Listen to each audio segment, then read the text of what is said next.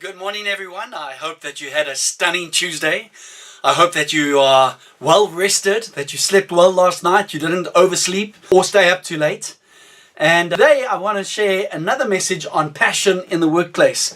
It's imperative to arrive at work energized and passionate about your day.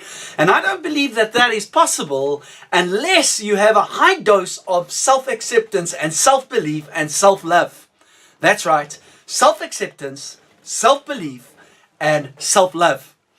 And I think that's only possible when you get to know yourself. Are you your best friend, or are you the worst enemy? And that has a lot to do with the way you think. Let me ask you a question. If someone else had to speak to you the way you speak to yourself, would you be friends with them?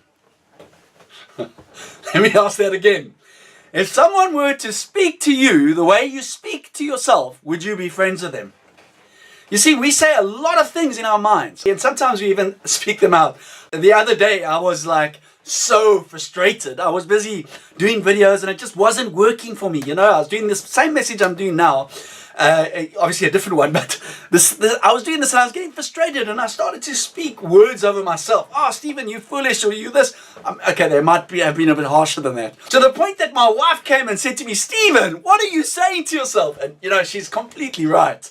Luckily, you know, as iron sharpens iron, so she sharpens me, you know, and she was right. Why speak such junk over your life? You know, sometimes things don't go right, but that's still no reason to beat yourself up.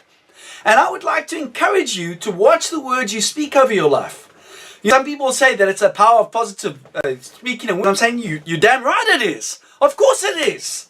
Because you know what? It's so much better to speak good words of your life than bad words. You know, I'm saying to myself, oh, you foolish, you silly, you this, you that. How is that in any way, shape or form making me passionate in the workplace? But if I say, you know what, you're a handsome person, you're clever, you can do this, you're that, and you speak these positive words of your life, and you say, you know what, today's going to be a great day, and I'm able to do far much more than what I'm even thinking I'm able to do, your day will go so much better. Of course it's going to go better. Years ago, I was getting trained with a whole group of people, and a pastor shared the message about an ugly guy that he knew. And he said, man, this guy was the most ugly guy in the whole village.